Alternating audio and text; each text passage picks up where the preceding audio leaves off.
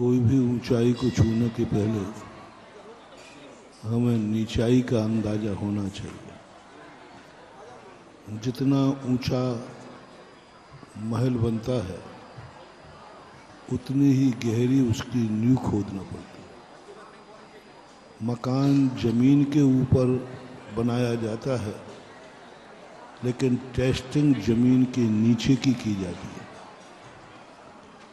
Soil testing कराई जाती है। अरे भाई, ऊपर मकान बनना है, नीचे की जमीन को टेस्ट क्यों कर रहे हो? नीचे की जमीन की क्षमता ही ऊपर के महल का निर्णायक होती है। ऐसा ही मोक्ष रूपी महल बनाना है तो हमें संसार की गहराई नापना पड़ेगी। यदि हम अच्छे बनना चाहते हैं, अच्छाइयाँ जानना चाहते हैं, तो हमें ये भी लिखना पड़ेगा तुम बुराइयों को कितना जानते हो, बुराई के संबंध में कितना जानते हो। 2 दिन से अपन इस बात को समझ रहे हैं। हम बुराइयों से दूर भाग रहे हैं।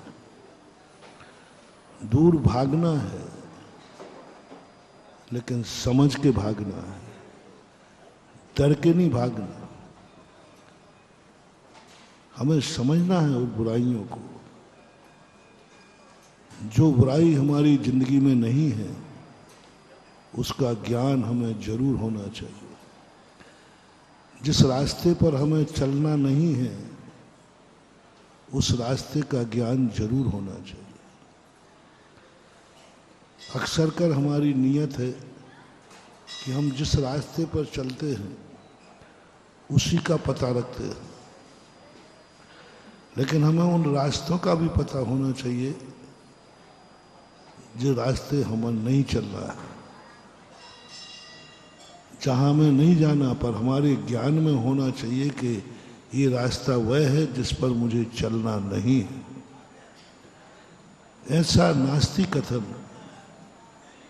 ऐसा निषेधात्मक वस्तु के जो अंदर स्वभाव बैठा है उसको हमें समझना है।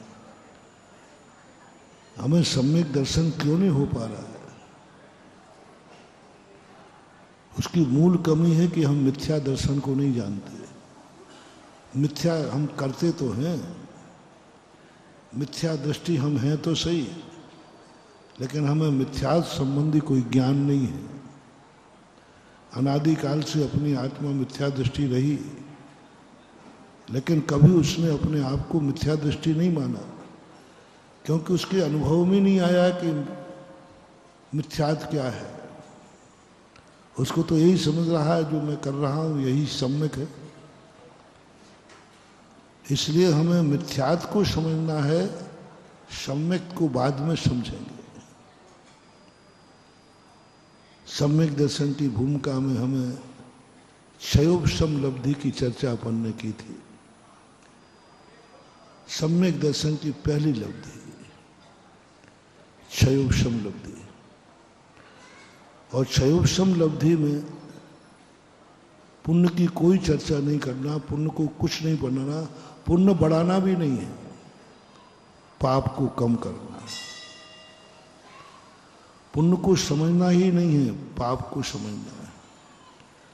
परमार्थ को समझना ही नहीं है, संसार को समझना है। मुझे कहाँ जाना है ये मत समझो, मैं कहाँ से आया हूं यह बताओ पहले। तुम कहाँ जाना चाहते हो ये नहीं पूछ रहा हूं, तुम कहाँ से आए हो वो बताओ। तुम कितना जानते हैं आप? कहाँ से आए हो आप? सब लोग ये पूछते महाराज ये पूछो मुझे जाना कहाँ है। नहीं, मैं तो ये पूछ रहा हूं कहाँ से आना। आईडी इसलिए नहीं देखी जाती है कि तुम कहाँ जाना चाहते हो, आईडी इसलिए देखी जाती है कि तुम कहाँ से आए हो। आईडी ये नहीं पूछी जाती तुम क्या करना चाहते हो, क्या बनना चाहते हो। आईडी इसलिए देखी जाती कि तुम क्या हो, आज वर्तमान में क्या हो, तुम्हारी अतीत की पोजीशन क्या है, ये सारे संबंध में जानने के लिए यही मोक्ष मार्ग की व्यवस्था है। क्षयोपम लब्धि में पूज्यवर नेमिचंद महाराज ने स्पष्ट कहा, पाप को कम करो। हम कैसे कम करें? हमें तो यही पता नहीं कि पाप है क्या। खोटे देव को छोड़ो, हमें यही पता नहीं खोटा देव है क्या। खोटे गुरु को छोड़ो, हमें यही पता नहीं खोटा गुरु कौन होता है। बुराइयों को छोड़ो, हमें यही पता नहीं कि बुराई क्या होती है। मालूम ही नहीं हम छोड़ेंगे क्या। इसलिए कल हमने कहा था, सम्यक दर्शन को प्राप्त करने के पहले सबसे पहले शास्त्र पढ़ो, पाप को समझने के लिए। सम्यक दर्शन के 6 कारण होते हैं उत्पत्ति के। एक धर्म श्रवण भी आता है, एक जिनबिंब दर्शन भी आता है, एक देवर्धि दर्शन भी आता है, एक जिन महिमा दर्शन आता है, एक जाति स्मरण आता है और एक वेदना आता है। इन सारे निमित्तों में सबसे पहले अपन धर्म श्रवण की चर्चा करते हैं। धर्म श्रवण से सम्यक दर्शन कैसे होगा, उपदेशों के माध्यम से हम कैसे सम्यक दृष्टि बनेंगे। तो जो वक्ता जो तुम्हें धर्म सिखा रहा है, धर्म पढ़ा रहा है, उसको अधर्म का ज्ञान करावे। कौन सा गुरु चाहिए तुम्हें प्रारंभ में? जो पापों का परिचय बताए, जो दुखों को परिचय बताए, जो बुराइयों का परिचय देवे, जो संसार का परिचय बताए, वो गुरु चाहिए। मोक्ष का परिचय करने वाले गुरु के चक्कर में मत पड़ना। मोक्ष का संबंध बताने वाले शास्त्रों को पहले नहीं पढ़ना। उन शास्त्रों को पढ़ो जिसमें तुम्हारी अतीत की कहानी लिखी हो, तुम्हारा अतीत के सारे कारनामे लिखे हो। उन कहानियों को पढ़ो जो संसार के सबसे बड़े पापी थे, सबसे बड़े पापी थे। उनके संबंध में तुम कितना जानते हो। उनका त्रिकाली स्वभाव जो कल कहा था, उनको त्रिकाली स्वभाव समझो। कितना जानते हैं आप अपने अतीत के संबंध में। कल कहा था ना कि तुम लोग मंदिर को समझते हो आगम के अनुसार मंदिर कैसा होना चाहिए। आगम के अनुसार मंदिर को क्या कहते हैं, मंदिर में हमें क्या करना है, मंदिर में हमें कैसे रहना है, मंदिर जाने की विधि तुम सब सीखने के लिए लालायित रहते हो। महाराज मंदिर जाने की विधि बताओ, पूजा करने की विधि बताओ, अभिषेक करने की विधि बताओ, मंदिर में हमें कैसे रहना चाहिए, हमारी अनुभूति बताओ। इस मंदिर को क्या कहते हैं, हमें इसका नाम बताओ। ये सामने भगवान बैठे हैं, इनका नाम पता एड्रेस दो।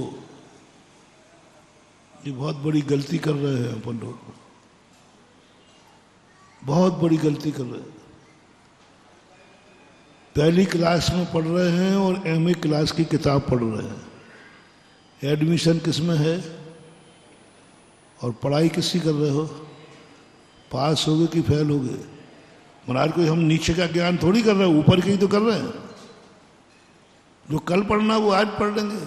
महानुभाव कितनी ऊंची किताब पढ़ लेना, जब तक जिस क्लास में तुम हो उस क्लास की किताब नहीं पढ़ोगे तब तक तुम्हें पास होने वाले नहीं हैं। हम ऊंची किताब तो पढ़ रहे हैं महाराज, बहुत ऊंची किताब, नीचे की थोड़ी पढ़ रहे हैं। कोई चंपक की कहानियां थोड़ी पढ़ रहे, कोई नॉवेल तो उपन्यास थोड़ी पढ़ रहे, हम पढ़ रहे हैं समय सार, यही तुम्हारे विनाश का कारण है। कक्षा तुम्हारी अभी पहली की है, अभी तुम बालक हो और वो ग्रंथ पढ़ रहे हो जो एमए के कोर्स में है। गलत नहीं है, सही है, लेकिन तुम कौन हो? किसी भी कार्य करने के पहले दिशा सही हो, इससे काम नहीं चलेगा। दशा कौन सी है? दिशा गलत नहीं है, समय सार को पढ़ना कोई गलत नहीं है, मंदिर का स्वरूप समझना कोई गलत नहीं है, देव शायद गुरु का स्वरूप समझना कोई गलत नहीं है, ध्यान करना कोई गलत नहीं है। सब चीजें अच्छी हैं, गलत नहीं है ही नहीं, लेकिन कौन कर रहा है? मुनि महाराज की चर्या के संबंध में गया। मुनि महाराज की सारी चर्याएं शुभ हैं, करने योग्य हैं, करना चाहिए। किसको? मुनि को। मुनि महाराज की जो चर्या है वह करने योग्य है कि नहीं? करना चाहिए कि नहीं? लेकिन किसको? तुम मत करने बैठ जाना, और करनी है तो एक दिन करके देख लो। हमें दिगंबर रहना चाहिए कि नहीं? बोलते नहीं हो। दिगंबर हूं, ठीक हूं ना? तो तुम होके दिखा दो एक बार दिगंबर, और निकल जाओ 3 बत्ती पे, पुलिस उठाकर तुरंत आगरा भेज देगी। हाँ, एक बार हुआ था ऐसा, यही सागर जिले की घटना है, पूज्य गुरुदेव के सामने। अब हम लोग तो दिगंबर तो रहते ही हैं। तो एक कोई व्यक्ति था, वो कहता जब इतनी बड़ी उम्र में ये बिना वस्त्र के निकल सकते हैं तो मैं क्यों नहीं निकल सकता? मैं भी निकलूंगा। और जैसे हार के बाद ढोल बजते, उसने भी ढोल लिया एक को और कपड़े उतार के निकल गया। उस समय सागर की एसपी थी आशा गोपालन। बहुत पुरानी घटना है, 84-85 की घटना होगी। और वो निकल गया। घटना खुरई की थी, खुरई वासना के समय की। अब वो निकलते ही वो सब कह रहे जब ये निकल सकते तो मैं क्यों नहीं निकल सकता? एसपी को पता चला, पहुंच गए। सबसे पहले उसने ये नहीं कहा तुम कपड़े क्यों पहने हो, कपड़े क्यों नहीं पहने? उसने कहा बहुत अच्छा, बहुत अच्छा, बहुत अच्छा, तूने मुनि मुद्रा धारण की। उसको मालूम था जैन मुनि की चर्या। तो सबसे पहले तो उसने कहा कि जैन मुनि नग्न होने के पहले केशवंश करता है।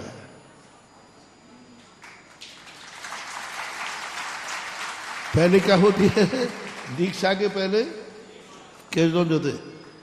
पहले तूने केशवंश तो किया ही नहीं और नंगा बन गया। ये जैन दर्शन के खिलाफ है। जो केशवंश करे फिर वस्त्र उतारे तो बनती है। तूने केशवंश तो किया नहीं। और जो उसके साथ पुलिस वाले थे बोले इससे पहले केशवंश करो।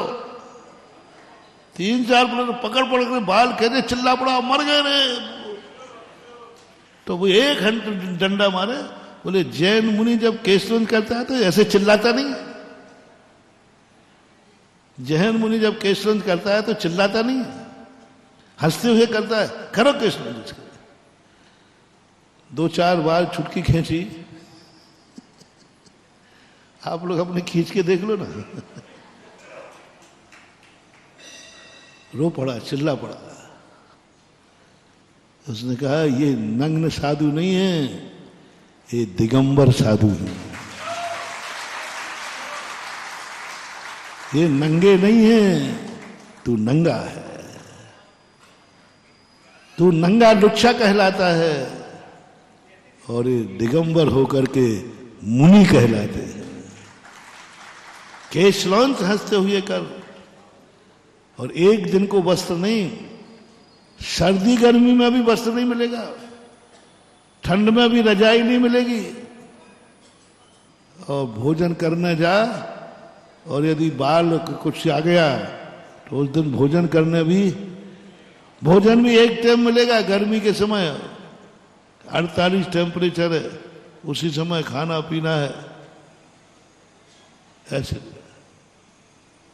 और जो उसने शब्दों की मार मारी, डंडे की तो मारी, उसने कह दिया मुझे मालूम नहीं था कि दिगंबर मुनि बनने के लिए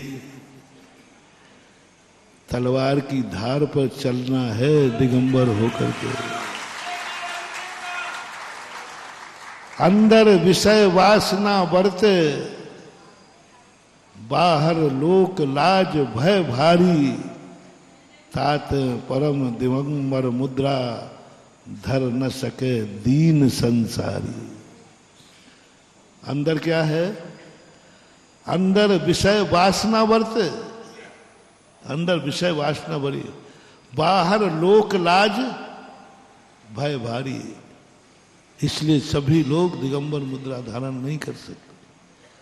दिगंबर मुद्रा अच्छी चीज है, गलत नहीं है, लेकिन कौन धारण कर रहा है? पंडित जी साहब आशाधर जी सागार धर्मामृत में कहते हैं कि हंसी हंसी में भी कभी दिगंबर मुद्रा धारण नहीं करना चाहिए। दिगंबर मुनि की चर्या का प्रदर्शन नहीं करना, हंसी हंसी में भी नहीं करना चाहिए। दिगंबर मुद्रा का,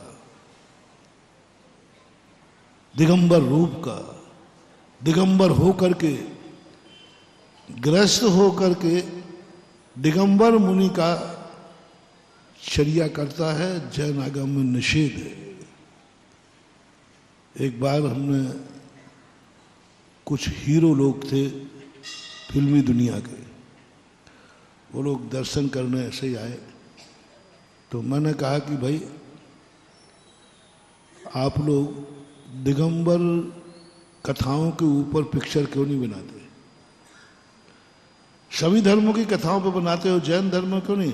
आपके लिए कथाओं में खूब प्रसंग है, जो आप मटेरियल चाहते हो वो जैन कथाओं में है, सब मिलेगा।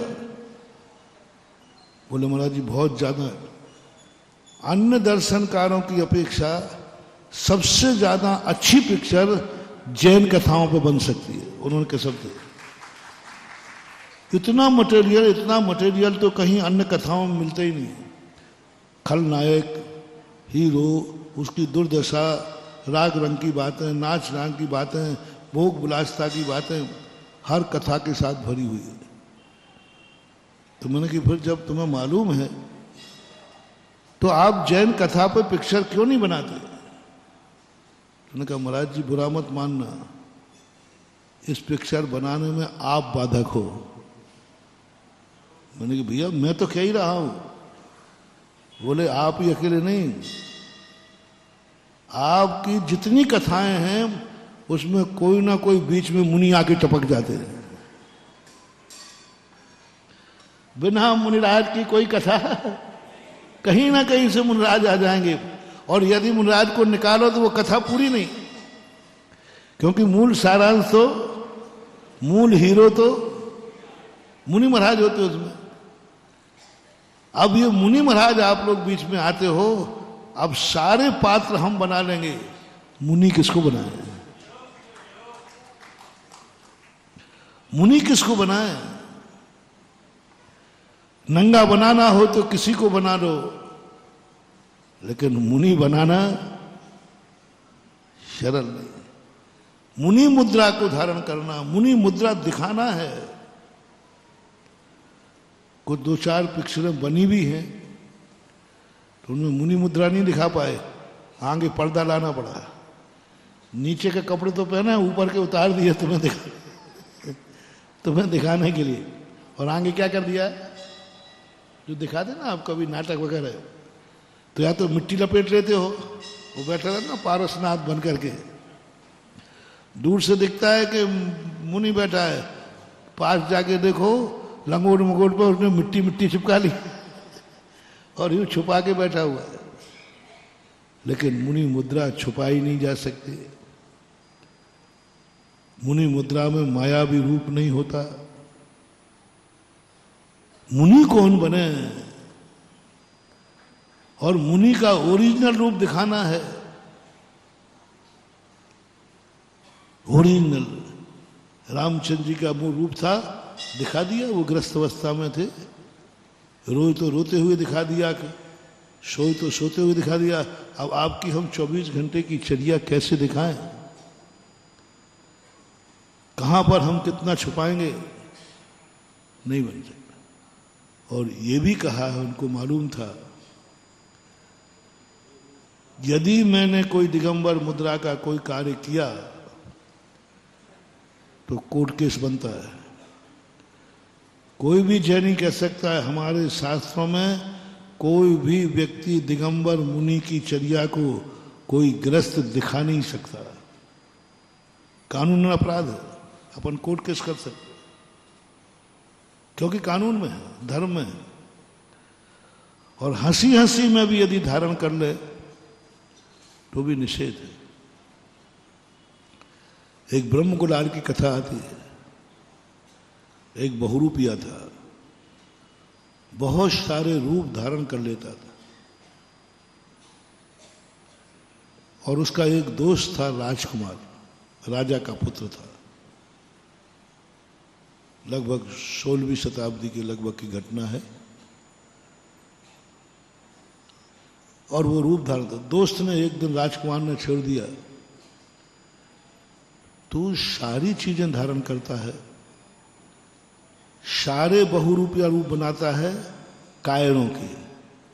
कभी गाय बन जाता है, कभी बिल्ली बन जाता है, कभी स्त्री बन जाता है, कभी कुछ बन जाता है। क्या तू कभी अपनी जिंदगी में शेर का रूप धारण कर सकता है? शेर का रूप धारण कर सकता है? और वो बहुरूपिया में इतना प्रसिद्ध था, जब भी वो रूप बदल के आता था श्रोता लोग उसको नहीं समझ पाते थे कि ओरिजिनल है या बहुरूपिया है। श्रोता तो यही समझते थे कि यही ओरिजिनल इतनी कला से करता था। उसने कहा राजकुमार साहब, यदि मैंने शेर का रूप धारण किया और मुझे शेर का रूप धारण करना पड़ेगा, ना जाने कितनों की मौतें होंगी। शेर जब आता है तो किसी को मारे बिना नहीं रहेगा। शेर जब आता है तो दुनिया भय से मर जाती है। शेर जब आता है दुनिया भागती है। और यदि मैंने शेर का रूप धारण किया और तुम्हें मालूम है कि मैं धारण करूंगा, तो कोई ये नहीं कह सकेगा कि नकली है कि असली। तो बोलो मुझे खून माफ है क्या? मौत हो गई तो माफ है? राजकुमार ने कहा चल क्या मारेगा तू, आखिर है तो मनुष्य। कितना रूप दिया, चल मैं लिख के देता हूं कि यदि किसी की मौत हो गई तो तुझे मारने का आरोप नहीं लगेगा। दोनों दोस्त थे, ब्रह्म गुलाल तीख पे आ गए, उसने तीख पे चढ़ा दिया। और ब्रह्म गुलाल जैसे रूप धारण करके आया शेर का, अनायास आ गया। और राजकुमार वगैरह भूल गए कि हमने ब्रह्म गुलाल को कहा है। वो तो सब डर गए कि ये तो ओरिजिनल शेर। और ओरिजिनल शेर आते ही सबसे पहले झपटा राजकुमार के ऊपर ही। राजकुमार ने कहा आज शेर खा गया, मर गए। और जैसे ही ऐसा झपटा, राजकुमार ने समझा कि ओरिजिनल शेर है, उसने पंजा झपटा। उसी समय राजकुमार के हार्ट अटैक हो गया घबरा करके। राजा का पुत्र राजकुमार इकलौता था, घबरा गया। वो ब्रह्मगुलाल घबरा गया कि क्या हुआ ये तो। राजा को पता चला तुमने राजकुमार की हत्या की है। बोले साहब लिखित में दिया था राजकुमार ने। राज की मुद्रा लगी है। मैंने पहले ही कहा था कि मैं जो रूप धारण करूंगा उसमें कोई परख नहीं सकता। ऐसा लगेगा जैसे ओरिजिनल ही है। वही हलचल होगी सभा में, वही रूप बनेगा सभा में। मैं क्या करूं? तो राजा कहता है बड़ा बहुरूपिया आया, इतना असली रूप तू धारण करता है। मेरा राजकुमार मर गया। अरे उसी समय थोड़ा सा सारी से कहते राजकुमार घबराओ मत, मैं ब्रह्मगुलाल हूं तुम्हारा दोस्त। तो बोले साहब ये कैसे कह देते, कला की मजाक है। हमारी कला तो वही है कि सारे श्रोता मुझे ओरिजिनली समझें, बहुरूपिया न समझे। राजा तो दुख में ही था। अब इसको मृत्यु दंड दे नहीं सकते क्योंकि इसके पास राजकुमार का लिखा हुआ पत्र है। इस पर कोई 302 धारा चल नहीं सकती क्योंकि उसके पास लिखित पत्र है। राजा तो राजा ही होता है। उसने कहा राजकुमार के कहने पर तूने शेर का रूप धारण करके, हाँ शेर तो शेर ही होता भी है। शेर का नाम सुनते ही और शेर आ और जाए तो बोलो ना, शेर आ जाए तो पंडाल में आ जाए तो क्या होगा?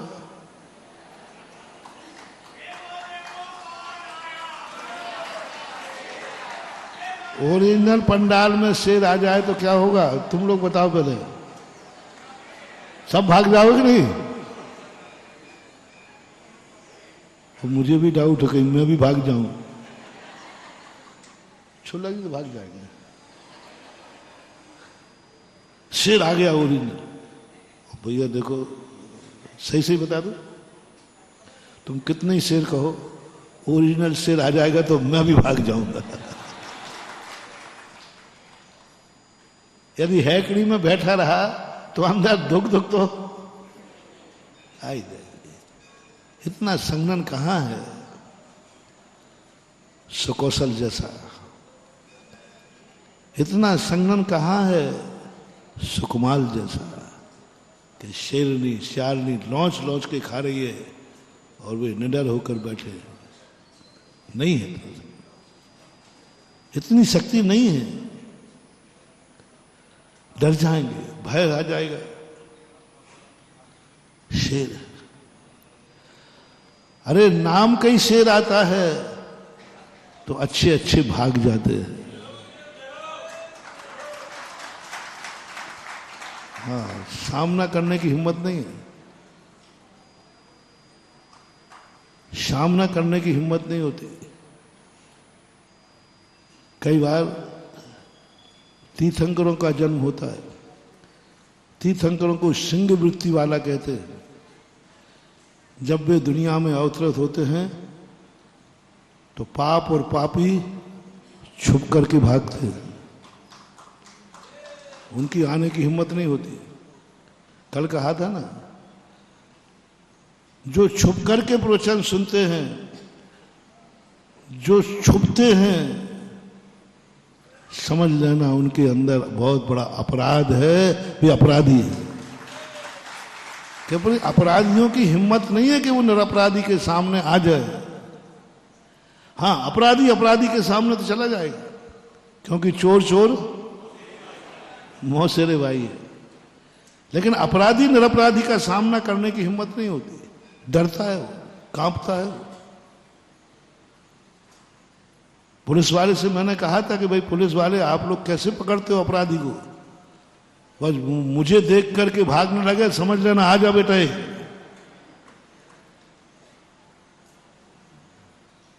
तुम्हें किससे डर लग रहा है? पुलिस तुम्हारी रक्षक है। पुलिस तुम्हारी रक्षक है। उससे डरा नहीं जाता, बल्कि पुलिस के आते ही व्यक्ति निडर हो जाता। अब कोई डर, यही है ना। यदि तुम्हारे हम चारों तरफ पुलिस आ जाए तो तुम निडर होते हो कि डरते हो? निडर होते, भाई कोई बात नहीं, अब प्रोटोकॉल, पुलिस वाले ड्यूटी पर आ गए, क्योंकि वो रक्षक हैं। लेकिन उन्हीं पुलिस वालों के आने से कोई व्यक्ति डर रहा है, भागो पुलिस आ गई, कौन करेगा? आप बोलते जाओ तो मुझे थोड़ा सुविधा हो जाती है। पुलिस को देख करके कोई भाग रहा है, दो व्यक्ति हैं, पुलिस को देखकर व्यक्ति निडर हो गया, निश्चिंत हो गया, अब कोई डर। और उसी पुलिस को देखकर कोई भाग गया, भागो रे, पुलिस आ गई। जो भाग रहा है वो कौन है? नियम से। पुलिस से जिसको डर लग रहा है वो अपराधी नियम से है, और वही अब डर उसको क्या करता है? पकड़वा देता है। अब मैं आपकी पुलिस बुला रहा हूं, जैनियों की पुलिस। जैनियों के रक्षक कौन है?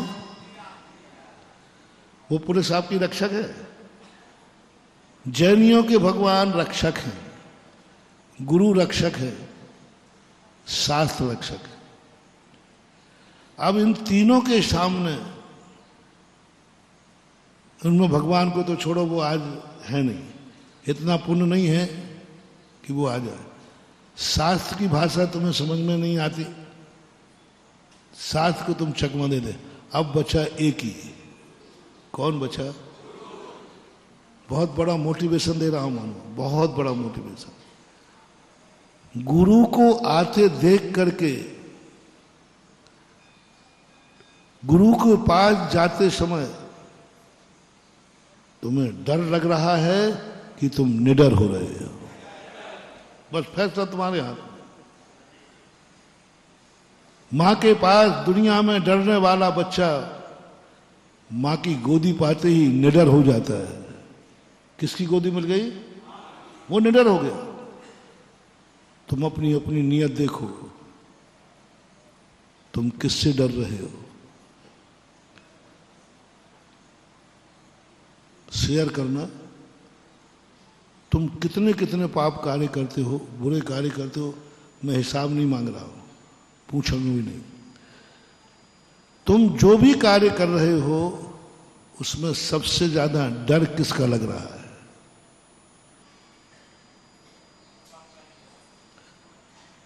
बिल्कुल अभी अरेस्ट होने वाले हो तुम लोग, बिल्कुल अभी सीधे अरेस्ट हो जाओगे। तुम कोई भी कार्य कर रहे हो, एक्स वाई जेड, जो गलत कार्य, अच्छे की नहीं, गलत कार्य करते समय सबसे ज्यादा डर तुम्हें किसका लग रहा है? किससे छुप के करोगे और क्या प्रयास करोगे कि उसको पता ना चल जाए? भगवान से डरता है सबसे ज्यादा। भक्त की कह रहा हूं, भक्त की कह रहा हूं, सबसे ज्यादा व्यक्ति पाप करते समय भगवान से डरता है। मैं ये पाप कर रहा हूं, भगवान को मुंह कैसे दिखाऊंगा? मैली चादर ओढ़कर तुम्हारे द्वार कैसे आऊं? भक्त की बात कर रहा हूं, भक्त की फीलिंग बता रहा हूं, क्षयोपशम लब्धि वाले की फीलिंग बता रहा हूं। क्षयोपशम लब्धि अभी हुई नहीं, होने वाली है। जब उसने देखा कि मैं तो जन्म जन्म का पापी हूं, रागी द्वेषी कसाई, हमने कभी अच्छे काम हुई नहीं, अब वो डर रहा है भगवान से। लगेगा ऐसा हो ही नहीं सकता कि अपराधी पुलिस से ना डरे। ऐसा हो ही नहीं सकता कि भक्त भगवान से ना डरे। भक्ति यह नहीं है कि तुम भगवान को चाहते हो, भक्ति यह नहीं है कि तुम भगवान की पूजा करते हो, भक्ति यह है कि तुम्हें भगवान का डर है कि नहीं, डर है कि नहीं। बहुत निगेटिव अर्थ निकल रहा है।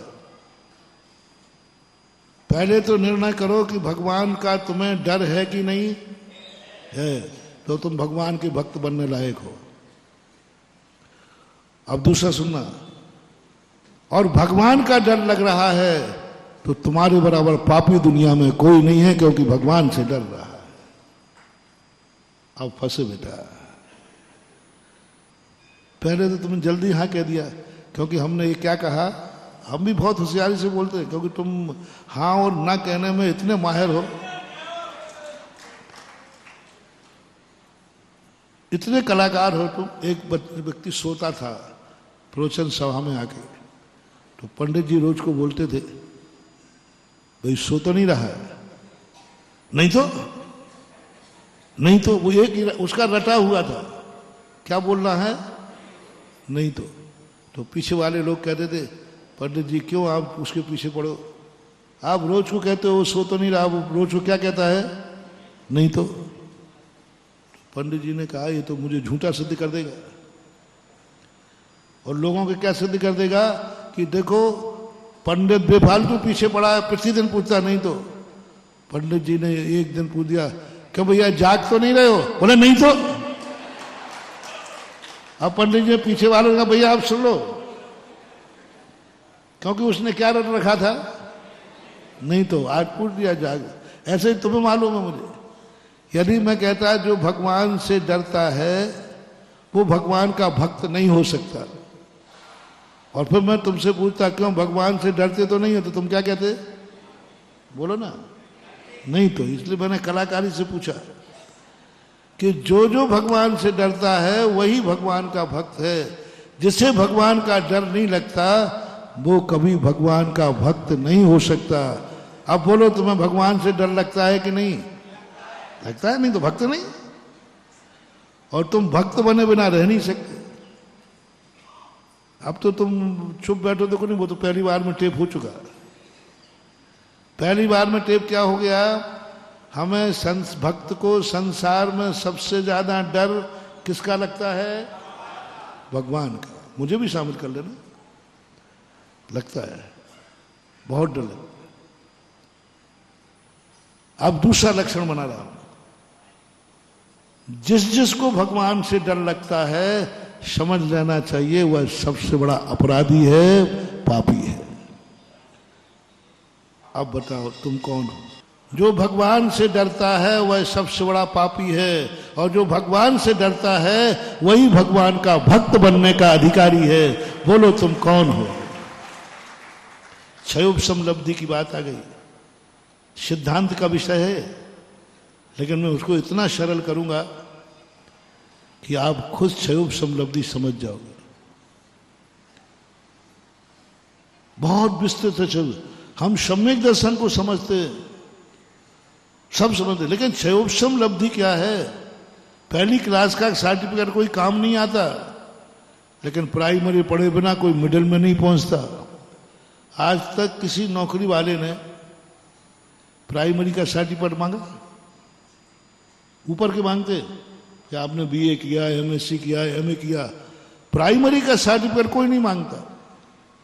लेकिन प्राइमरी किए बिना क्या आप ऊपर पहुंच जाएंगे? क्षयोपशम लब्धि कोई सम्यक दर्शन नहीं है, लेकिन क्षयोपशम लब्धि के बिना सम्यक दर्शन होने वाला नहीं है। तुम भगवान के भक्त जब ही हो जब भगवान से डरते हो। मोटिवेशन नोट करना, रिपीट कर रहा हूं, तुम भगवान के सही भक्त जब ही हो तुम भगवान से डरते हो, और जो भगवान से डरता है वो संसार का सबसे बड़ा पापी होता है, क्योंकि भगवान से डर रहा है। अपने रक्षक कौन है? भगवान। नहीं त्राता नहीं त्राता नहीं त्राता जगत रे वीतराग परो देवो उदोना। हे भगवान, आप ही मेरे रक्षक हैं, रक्षक है। तो रक्षक को देखते ही निडर होना था कि डरना था? हमें तो डर लग रहा है। जैसे पुलिस आते ही जो साहूकार था उसको लगा अब कोई डर नहीं, पुलिस आ गई, क्योंकि रक्षक आ गया। ऐसा ही तुम्हारा भगवान तुम्हारे साथ है, तुम्हारे पास है, 24 घंटे है। तुम्हें डर लग रहा है कि नहीं?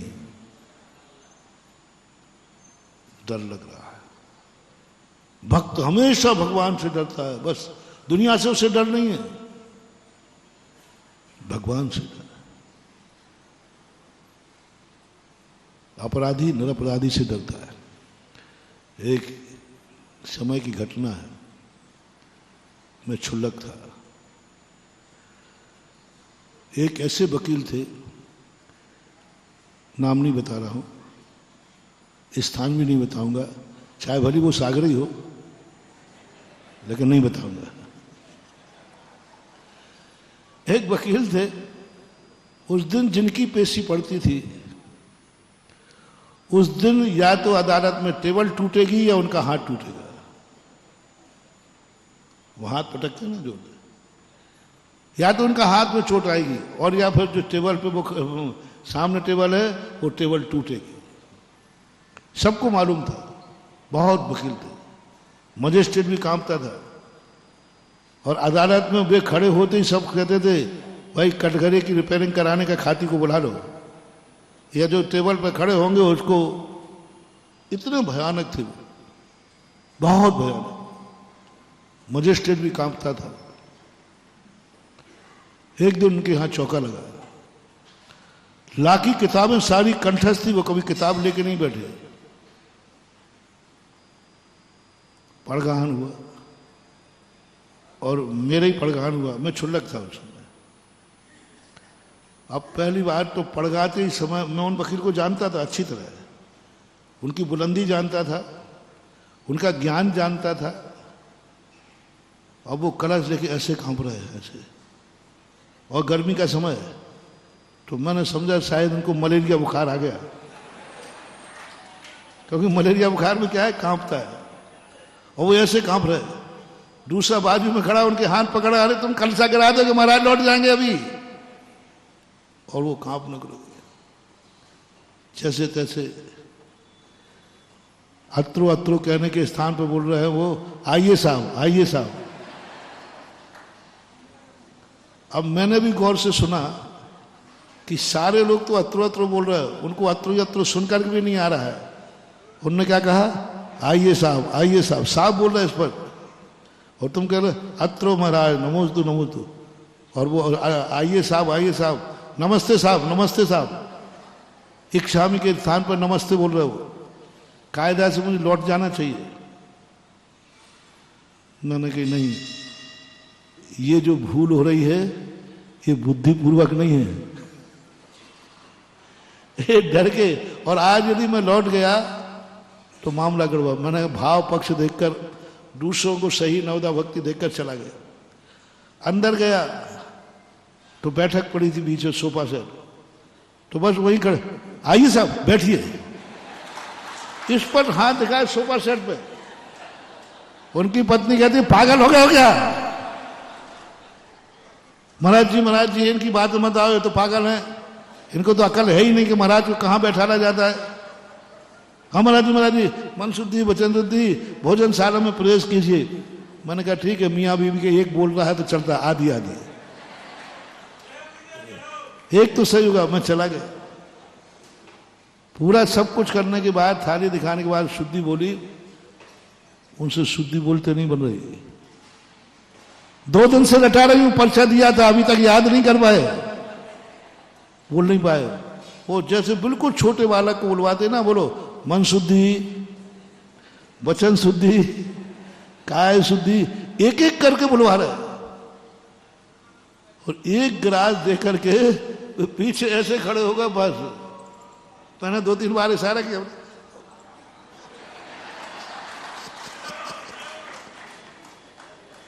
आहार होने के बाद वो आए, पूज्य गुरुदेव के सामने आकर बैठे, बोले महाराज आज हमें अपनी औकात पता चल गई है।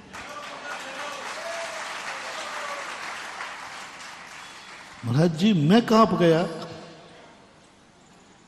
मैं कांप गया एक क्षुल्लक महाराज को देखकर।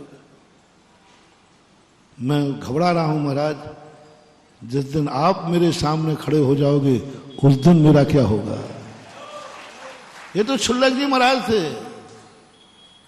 इनको देखकर मेरी हालत हो गई, पसीना पसीना हो गया हूं महाराज। और सारा जगत जानता है कि मेरे से दुनिया डरती है, मैं किसी से। ऐसा क्यों होता है? कोई महाराज डांट तो नहीं रहता। और मैं हंस रहा था, मैं कोई गुस्से में नहीं था, ना मैं कोई मार रहा था, ना कोई पीट रहा था। क्यों महाराज, ऐसा क्यों हुआ? अभी तक कांप रहा हूं। आचार्य श्री ने बहुत अच्छा शब्द कहा कि वकील साहब, ये तुम्हारी गलती नहीं है। क्षुल्लक की पवित्रता और तुम्हारी अपवित्रता दोनों नकारात्मक, दोनों परस्पर विरोधी है, और विरोधी विरोधी के सामने कांपता है। उनकी पवित्रता और तुम्हारी अपवित्रता। तुम्हारे मन में धारणा बनी है कि महाराज इतने महान हैं और हम गलतियों के पुतला हैं। हम गलतियों के पुतला हैं, हमसे कोई गलती हुई नहीं हो महाराज, चूंकि बस ये डर तुम्हारे लिए सबसे बड़ा था। और यही भक्त की निशानी है कि वो इतना कांप रहा। तुम्हारी भक्ति, अदालत में तुम उनको भक्त नहीं, बड़ा नहीं मानते, यहां तुम आराध्य मानते हो। तुम्हारी अंदर की भक्ति उमड़ रही है, हे भगवान आज गलती ना हो जाए, आज गलती ना हो जाए। मजिस्ट्रेट के सामने गलती होने पर, मजिस्ट्रेट के सामने गलती होने पर पुनर्याचिका लगाई जा सकती है, पुनः तारीख बढ़ाई जा सकती है, आई एम सॉरी प्लीज किया जा सकता है। लेकिन आज यहां गलती हो गई और महाराज लौट गए तो पुनः लौटने की कोई गारंटी नहीं है, कोई गारंटी नहीं है। तुम क्षमा मांग लो, तुम पुनर्याचिका कर लो, एक बार साधु लौट गया, द्वारा आने की साधु भी गारंटी नहीं दे सकता कि नहीं कोई बात नहीं, चिंता मत करो, एक दो दिन बाद फिर मैं आ जाऊंगा। क्या ऐसा साधु बोल सकता है? बस ये डर तुम्हारे अंदर भरा है, यही डर तुम्हारी भक्ति को प्रदर्शित कर रहा है, लेकिन तुम्हारे अपराध को भी प्रदर्शित कर रहा है। बहुत बड़ा मोटिवेशन है वहां अनुभव। भगवान के भक्त बनो, पापी बन करके बनो, पुण्यात्मा बन के बनोगे तो अकड़ के चलोगे। पापी बन के चलो, अपराधी बन के चलो भगवान के सामने। आज अपन एक नियम लेके चलते हैं, संसार में कोई किसी से डरे या नहीं डरे, किससे डरना है? सब लोग डरना मान लो। भगवान का डर ही हमें पापों से बचाएगा। डर बुरा नहीं है, डर बुरा नहीं है, डर बहुत अच्छा है। डर बुरा नहीं, डर बहुत अच्छा है। यदि दुनिया में से डर खत्म हो जाए, पापाचार बढ़ जाएंगे। आप लोगों को जब झगड़ा होता है तो आपको गुस्सा कितना आता है? मैं इसको निपटा दूं। जैनी की सुन रहा हूं, कई लोग कहते महाराज जैनी को गुस्सा आता है कि नहीं आता है? मैंने कहा जैनी का गुस्सा बहुत खतरनाक है। फिर ये करते क्यों नहीं है? पिट के आ जाते हैं, पीटते क्यों नहीं है? जैनी बहुत, संसार में यदि सबसे बड़ा कोई पाप कर सकता है तो जैनी। सबसे बड़ा क्रोध कर सकता है तो जैनी। सबसे ज्यादा मान माया लोभ कर सकता है तो जैनी। पांचों पापों को यदि जैनी करेगा ना तो सबसे ज्यादा होशियारी से करेगा और एफआईआर तक भी नहीं लिखी जाएगी, वो पाप कर लेगा। जैन यदि जेब काटने चला जाए तो एसपी का काट के आएगा सीधा। हाँ, जैनी की खोपड़ी बहुत बड़ी होती है, जैनी के पास दिमाग बहुत तेज होता है। एक बार बादशाह ने कहा बीरबल से कि बताओ सबसे होशियार जाति कौन है? बोले जैनी जाति है, बनिया जाति। बादशाह ने कहा कैसे बोलते हो? परीक्षा कराओ। करा दो, परीक्षा कराओ, सबसे होशियार जाति कौन है? बीरबल ने कहा पकड़ने का साहब आप चुपचाप बैठे रहना। एक एक को बुलाया, उनको बुलाया जिन जिन लोगों की सब जातियों में एक एक की दाढ़ी थी, दाढ़ी, किसी जाति का नाम लिए बिना एक नंबर जाति को बुलाया। बोले पहली बात तो बुलाते ही वो कांप रहा था, पता नहीं राजा ने क्यों बुलाया। बोले कांप क्या रहा है, राजा को तेरी दाढ़ी की जरूरत है। बोल कितने पैसे चाहिए? अरे साहब सरकार से कुछ नहीं चाहिए, दाढ़ी ले लो तुम। तो दाढ़ी दे दी और घर लौट गया। जान बची तो लाखों पाए, लौट के बुद्धू। वो तो कह रहा है दाढ़ी चली गई, जान तो बच गई। सब जात में बुलाया, सब ने दाढ़ी दे दी। अब आई बनिया की बारी, और वो भी सागर का था। क्यों? अकबर बीरबल के समय सागर था नहीं क्या? कोई अकबर ज्यादा पुराना थोड़ी है। अभी तो 16वीं शताब्दी का तो अकबर था, 16वीं 17वीं शताब्दी। उस समय सागर रहा होगा। अरे सागर का किला बता रहा, गढ़पेरा बता रहा, और तालाब के किनारे किला है कि नहीं भाई? है। तो ये किला बता रहा कि सागर था, वो सागर का था। बीरबल ने कहा सेठ जी तुम्हारी दाढ़ी की जरूरत है राजा साहब को। अरे साहब दाढ़ी की? राजा साहब को तो गर्दन दे दूं, गर्दन। गर्दन नहीं चाहिए, दाढ़ी चाहिए। अरे बीरबल साहब कैसे कहते, आप तो राजा साहब की बात करो, गर्दन दे दूं, गर्दन। दाढ़ी चाहिए, दाढ़ी। तो राजा बीरबल जी आप मंत्री हो गए, इतना ही जानते हो, जब गर्दन दे सकता हूं तो उस गर्दन में तो दाढ़ी आ ही जाएगी। पर एक बार भी नहीं कहा हाँ दाढ़ी ले लो, गर्दन दे दो। अरे राजा साहब को तो गर्दन दे दो, प्राण निछावर हैं, क्या बात करते हो। अंत में कहा देखो दुनिया ज्यादा समय खराब मत करो, दाढ़ी चाहिए, दाढ़ी। बोल कितने में देगा? बोले बीरबल साहब बनिया के सामने पैसे की बात, सावधान। बनिया देता है, प्राण भी दे देता है, और जब बेचने की बारी आए तो एक एक बाल के करोड़ लगेंगे, एक एक बाल के। आप दाढ़ी मांग रहे थे इसलिए मैं गर्दन भी दे रहा था। बनिया गर्दन भी दे सकता है, प्राण भी दे सकता है। और जब व्यापार की बात आ जाए तो ध्यान रखना, फिर तो बाल गिनना पड़ेंगे कितने हैं, फिर उसके हिसाब से मांगा जाएगा। तो बोले हाँ मांग, कितना मांगना है, कितना मांगना है मांग। बोले सुनो साहब बाल बाल गिनने बैठेंगे तो बहुत टाइम लग जाएगा। ये दाढ़ी एक बार कटी थी जब मेरी मां मरी थी।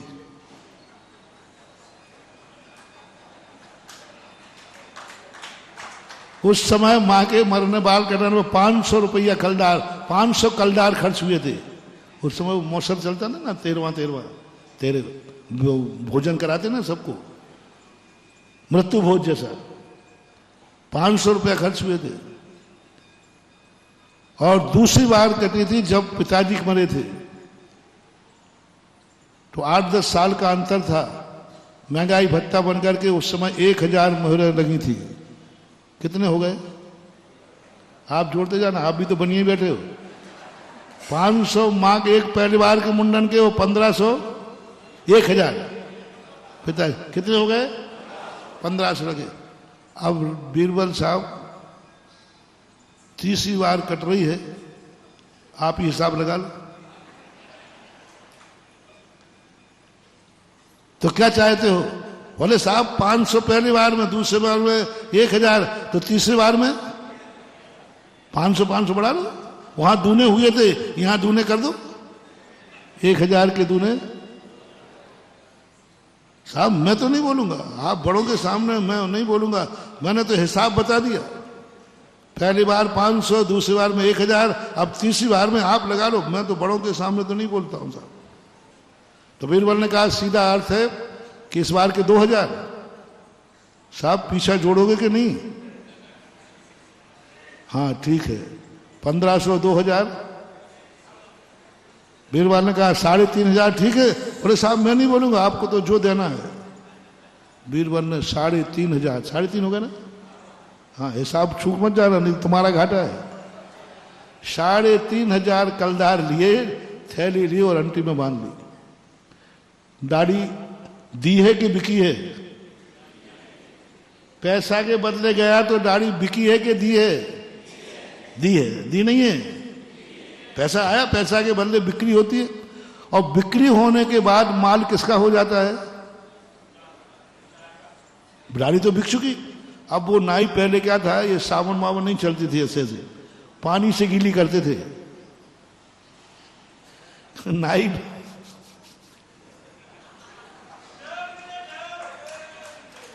तो वो पानी से गीली करते थे, राज दरबार में बैठा। अब नाई ने जोर से हाथ रगड़ दिया, बनिया ने एक झापड़ मारा। बोले क्या समझ रखा है, बनिया की दाढ़ी है, राजा साहब की दाढ़ी हो गई है। तो ऐसे हाथ फिर रहा है जैसे बनिया की दाढ़ी हो। एक झापड़ मारा। बोले मालूम नहीं है 3500 मोहरों में अब ये दाढ़ी किसकी हो गई, और तू तो ऐसे हाथ फेर रहा है जैसे बनिया की दाढ़ी हो। एक जोर से झापड़ गया। नाई कहता है राजा साहब गर्दन काट दो, लेकिन इसकी दाढ़ी तो नहीं बनाऊंगा। गर्दन काट दो, जो करना करो, इसकी दाढ़ी तो नहीं बनाऊंगा, चाहे कुछ भी हो जाए। बीरबल ने कहा नहीं देख साहब, मैं क्षमा, राजा साहब, बीरबल साहब, आप कुछ भी कर लो, तुम्हें मारना तो मार डालो, लेकिन यहाँ की दाढ़ी तो नहीं बना। राजा साहब की गुस्सा आया, निकाल इस बनिया को बाहर, निकाल इस बनिया को बाहर। उसको बेचारे को मार, और जोर से इतना मारा था कि उसको चक्कर। निकाल इसको बाहर। बनिया उठा, चल गया। बीरबल कहते राजा साहब ये क्या किया आपने? 3500 मोहरे ले गया और दाढ़ी भी ले गया।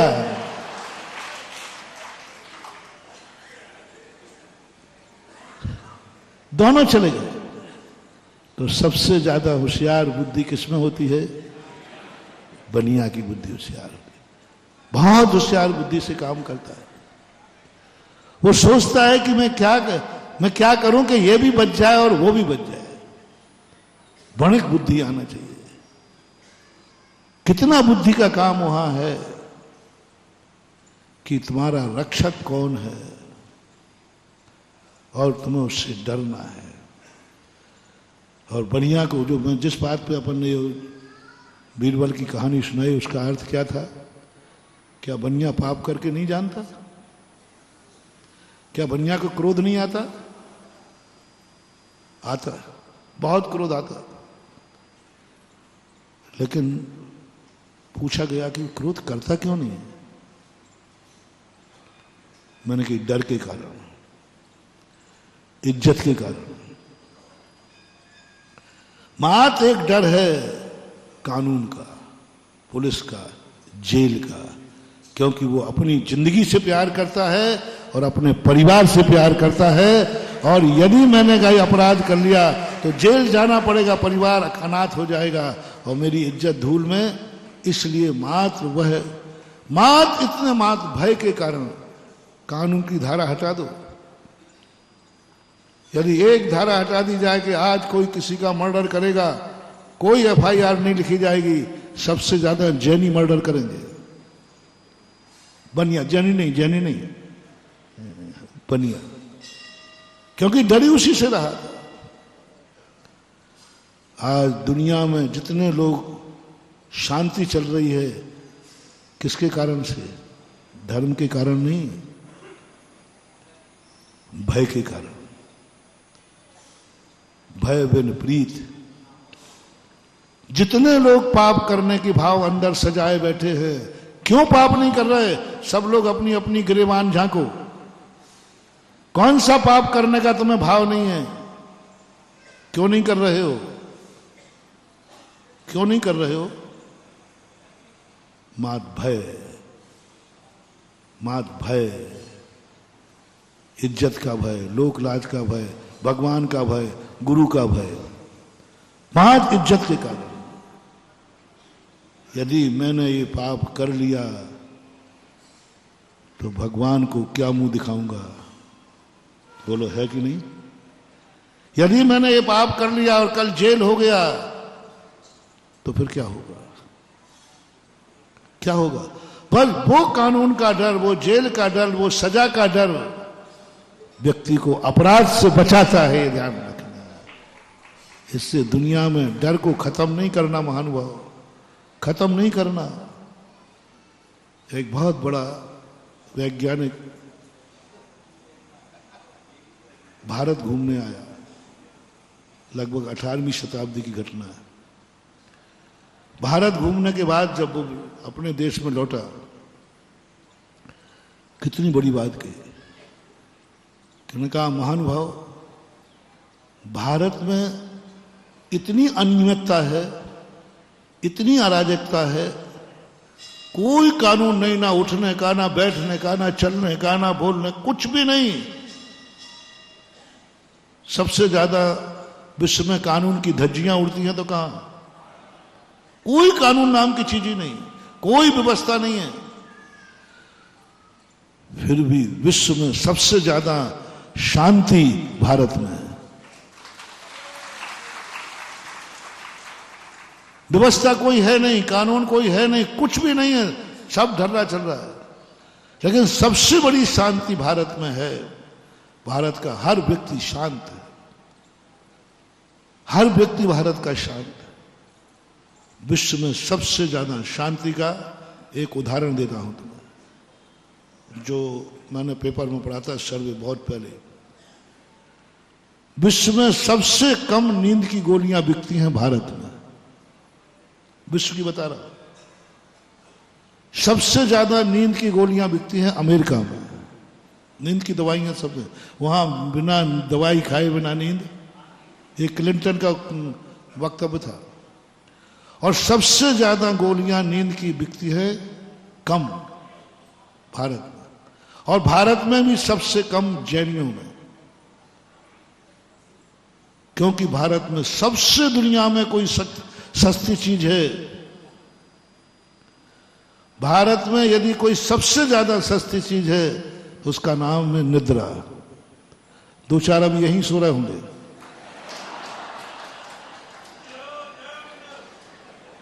अरे वो तो भगवान के सामने ही माला फेरना सो जाते हैं। निद्रा सबसे ज्यादा भारत में, और गांव में तो नींद की गोलियां बिकती ही, सबसे कम गोली।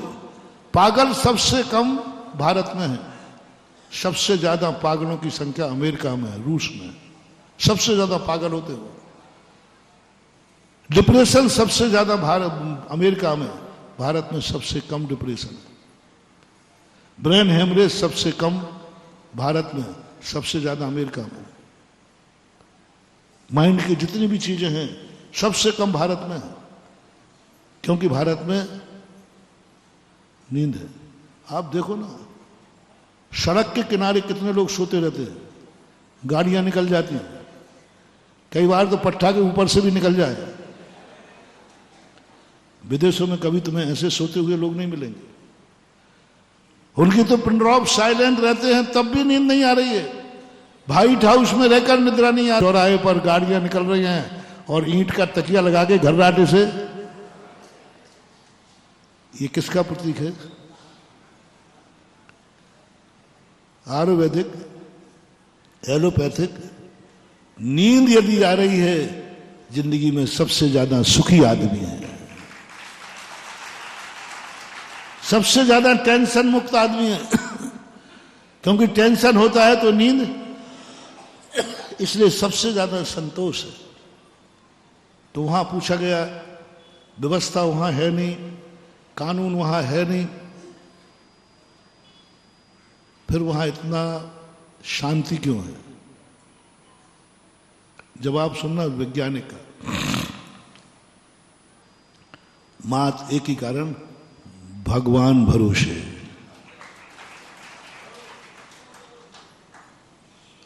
दुनिया में किसी भी देश में घूमने के बाद पता नहीं चलता कि भगवान है कि नहीं, वहां यही पता चलता कि कानून है, पुलिस है, सरकार है। लेकिन भारत को घूमने के बाद हर व्यक्ति कहता है भगवान जरूर है, क्योंकि भारत भगवान भरोसे चलता है, कुछ नहीं, सब तरफ से बोलिए। और बस तो और भगवान का डर भारत के हर व्यक्ति के अंदर भरा है। उसी डर के कारण वो पाप नहीं करता है, उसी डर के कारण अराजकता नहीं, उसी डर के कारण क्रोध को पी जाता है, क्रोध को पी जाता है कि भगवान को मुंह दिखाना है। मरने के बाद हर व्यक्ति को कहां जाना है? भगवान को मुंह दिखाना है। जन दर्शन को गौण करके अन्न दर्शन की बात कर रहा हूं। हर व्यक्ति को मालूम है कि मरने के बाद इस व्यक्ति को भगवान के सामने पेश किया जाता है, वो फिर कहते हैं कहां जाना है। तो पूरे भारत के जितने भी ईश्वर को मानने वाले हैं वो पाप इसलिए कम करते हैं, करते ही नहीं है, क्योंकि वो मरने के बाद भगवान को मुंह दिखाना है। और मैली चादर ओढ़कर तेरे दरवाजे कैसे आऊंगा, ये भय बना रहना चाहिए मानो। ये भय से शांति है, भय से पापों से मुक्ति है। मोक्ष मिले या नहीं मिले, लेकिन जो भगवान से डरता है वो इतना बड़ा पाप नहीं करेगा कि उसको नरक मिल जाएगा। ये भगवान का डर है। लेकिन जैनी को किसका डर है? जैनी को दुखों का डर है, बेइज्जती का डर है। इससे दुख सहन नहीं होते। ये पाप करना चाह रहा है, लेकिन जैसे ही कहा जाए देख ले इस पाप की सजा नरक में जाएगा, तो नरक में क्या है? बोले 3 लोग को नाच जो खाए मिटे ना भूख। तो जैनी की हवा खिसक सकती, बनिया सब कुछ कर सकता, भूखा नहीं रह सकता। और उसमें मंदिर से जाने के बाद तो भूखा बनिया शेर के बराबर होता है। मंदिर से जाने के बाद बनिया की भूख को कोई रोक नहीं पाता। सबसे ज्यादा भोजन की चिंता बनिया करता है, भूख सहन नहीं होती। और मैंने ये पाप किया तो मुझे कहां जाना है, और वहां क्या दशा है? एक दाना नहीं मिलेगा। प्यास कितनी लगती है, समुद्र का पानी पी जाए और एक बूंद भी पीने को, बस ये सुनते ही बनिया कहता है पीट लो जितना पीटना, मैं मारूंगा नहीं, मर जाऊंगा लेकिन मारूंगा नहीं, मैं क्रोध नहीं करूंगा, मैं पाप नहीं करूंगा। पाप करने की इच्छा है, पाप करने का भाव है, लेकिन नरकों के डर से पाप छूट गया। बालक हो ना, बच्चा रात में रोटी मांग रहा है, माँ ने कहा बेटा रात में नहीं खाई जाती है, देखो धर्म नहीं है अधर्म है। वो कहता मैं धर्म मर्म कुछ नहीं जानता हूं, मुझे धर्म कर्म से कोई मतलब नहीं। तो दादी माँ कहती है धर्म मर्म मत समझा इसको, इधर आ बेटा, देख रात में खाएगा तो सींग निकल आएंगे। अब बच्चा कहता है क्या करी दादी माँ? रात में खाएगा तो सींग निकल आएंगे तेरे। और बच्चा किससे डर गया? नहीं नहीं मैं रात में नहीं खाऊंगा। दोस्त ने कहा क्यों नहीं कहा? नहीं नहीं दादी ने कहा रात में। अब उसका रात्रि भोजन किसने छुड़ाया? धर्म ने। किसने सुनाया?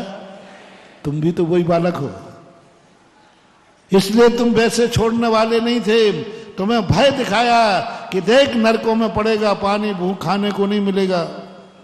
भय से, भय से। और भय पापी व्यक्ति को होता है, निष्पापी को नहीं होता।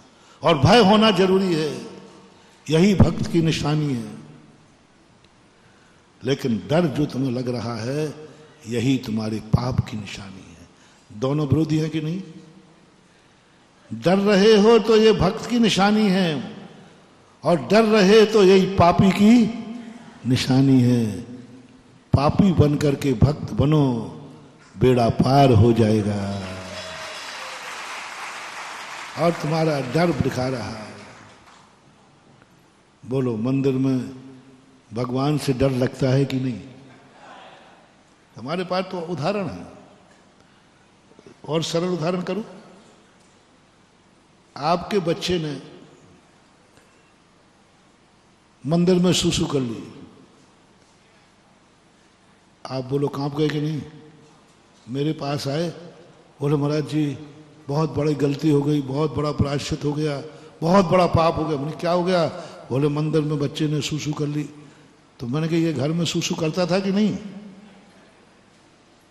करता था कि नहीं कि मंदिर में किए? अरे महाराज जी घर की बात। अब बोलो, ये भी मिस्त्री ने बनाया है, वो भी उसी मिस्त्री ने बनाया है, उसमें भी ईंट गाड़ा है, इसमें भी ईंट गाड़ा है। अंतर क्या आ गया? उसी बच्चे ने घर में सुसु की, तुम्हारे मन में कोई भय नहीं आया, कोई विकल्प नहीं आया, और उसी बच्चे ने मंदिर में कर ली। तो कौन व्यक्ति है जो मंदिर में सुसु करने के बाद भय को प्राप्त नहीं होगा? यही तुम्हारी धर्मात्मा होने की निशानी है। तुम कांप गए कि बच्चे ने सुसु कर ली मंदिर के अंदर। मंदिर में कितने लोग प्रायश्चित लेते मंदिर में। मैंने कहा क्या तुमने कभी ये पाप नहीं किए? अरे महाराज खूब किए, लेकिन आज मंदिर में हो गया, मंदिर में हो गया, डर जाते हो। शिखर जी के पहाड़ पे हो जाए, डर जाते हो। मेरे आचार्य श्री ने, जब हम लोगों ने शिखर जी की वंदना की, तो आचार्य श्री कहते हैं कमंडल नीचे रख दो। वो नाला होता ना जहां लड्डू मिलते थे, शीतल नाला, यहां रख दो। तो हम लोगों ने कहा नहीं महाराज जी, यदि लघु शंका लगी तो फिर क्या करेंगे? बोले इसलिए तो रख दो। तो हमने कहा एक कमंडल लेना, बोले एक भी नहीं। तुम्हें मालूम इस पहाड़ पर शुरू हो रहा है, यहां एक एक कण में सिद्ध भगवान की वर्णनाएं विद्यमान है। वहां लघु शंका करोगे, लघु शंका करोगे, थूकना भी नहीं। और कमंडल नहीं रहेगा तो अपने आप रोकोगे, और कमंडल रहेगा तो भाव आ जाएगा, नहीं कांप जाना, थूकना नहीं। यहां सिद्ध भगवान की वर्णनाएं बैठी है, यहां से सिद्ध भगवान हुए थे। आचार्य से बोल रहे, इतना डरा दिया हम लोगों को, इतना डरा दिया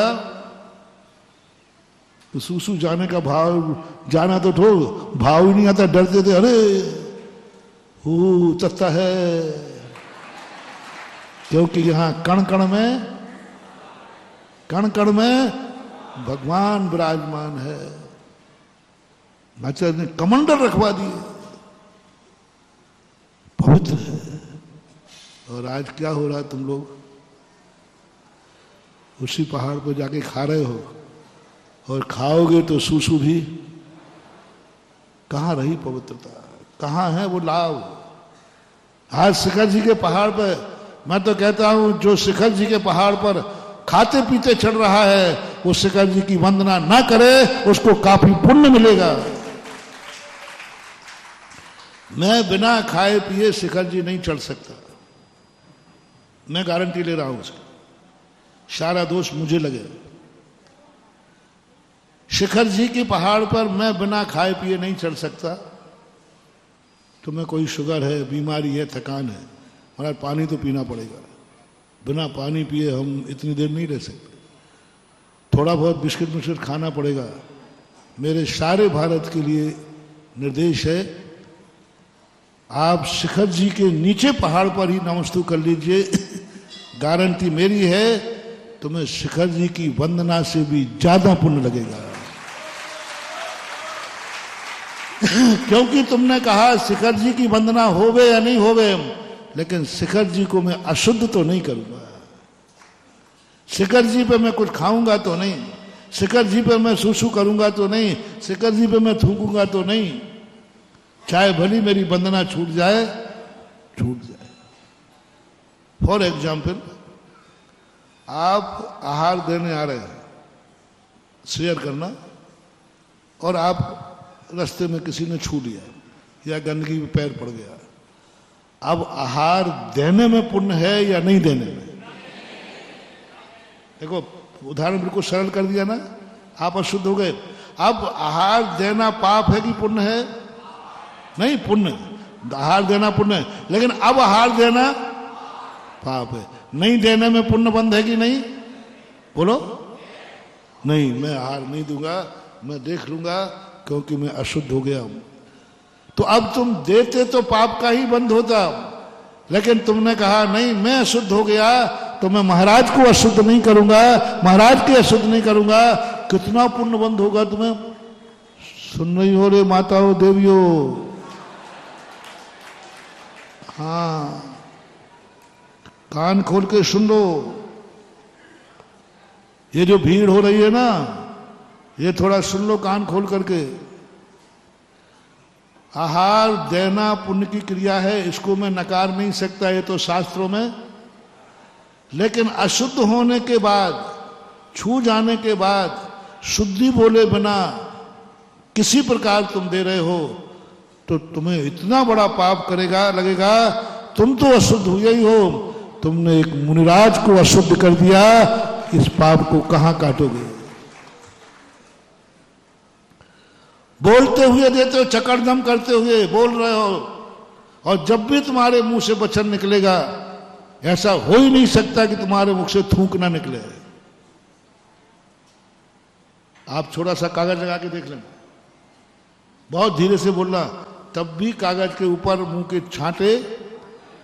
और आप सामान लिए हैं, दूध लिए हैं, सब्जी लिए हैं, और बोले जा रहे हैं, आपका थूक दूध में आ गया, सब्जी में आ गया, और वो तुमने महाराज को दे दिया। बोलो ये पाप कहां काटोगे? तुमने महाराज को अपना जूठा खिला दिया, जूठा नहीं थूक खिला दिया। बोलो और बोलो। और फिर कहोगे हमने तो जिंदगी भर आहार दिए, और वहां लिखेगा तूने जिंदगी भर पाप किया है। दिया क्या था और वहां क्या लिखा मिलेगा? पाप। तूने जिंदगी भर पाप किया है, मुनिराज को जूठा खिलाया है। सामान हाथ में लिए और मुंह चल रहा है। सोचो उस मुंह के चलाने का। बोलने से कोई मतलब नहीं है, लेकिन मुंह में से कल्पना करो महानुभाव, मुनिराज को तुमने कितनी शुद्धि से बनाया। अपने मुंह का थूक यदि मुनिराज के आहार में चला जाए, आप खुद न्याय करो, मैं नहीं बोल रहा हूं। बोलो इसका पाप, बोलो बोलो पाप। स्वयं का थूक निकलने के बाद स्वयं नहीं खाते हो। स्वयं का थूक बाहर निकलने के बाद कौन थूक कर चाट सकता है? बोलो। स्वयं का, दूसरे का नहीं कह रहा हूं। स्वयं का थूक बाहर आ जाए तो क्या तुम पुनः खा सकते हो? तुम्हारे मुंह से निकला हुआ थूक किसके आहार में चला गया? वह थूक जो स्वयं नहीं खा सकते, स्वयं का थूक, और वह थूक तुमने जाके महाराज के आहार में भेज दिया और महाराज को दे दिया। कौन सी गति होगी मुझे समझ में नहीं आ रहा है। कौन सी गति होगी? मेरा बहुत अच्छी तरह से निवेदन है, करुणा करके निवेदन है, मेरा दुश्मन भी है तो निवेदन है कि यदि तुम चौके में मौन नहीं रह सकते हो तो तुम्हें आहार नहीं देने में बराबर पुण्य है। मैं गारंटी दे सकता हूं, मैं गारंटी ले रहा हूं। मेरे ऊपर तुम क्लेम करना। कोई कहे तुम आहार देने क्यों नहीं जाते हो? बोले मैं मौन नहीं रह सकता हूं, इसलिए मैं आहार देने इसलिए नहीं गया कि मैं मौन रह नहीं सकता हूं, और मौन नहीं रहूंगा तो थूक उठेगा, इसलिए मैं आहार नहीं दे रहा हूं। बहुत पुण्य है तुम्हें। कम से कम एक मुनिराज को जूठा खिलाने से तुमने बचा लिया। नहीं देने का, देने का पुण्य कितना है? जिंदगी भर आहार देना तो वो पुण्य नहीं है, एक बार जूठा खिला देने का पाप बता दो। जिंदगी भर आहार दिया, ओके, एक तरफ रख लो, और एक बार तुम्हारे मुंह का थूक आहार में चला गया, इसका पाप बता दो कितना है। जिंदगी भर का पुण्य एक तरफ, और उसका पाप क्यों कर रहे हो महानुभाव?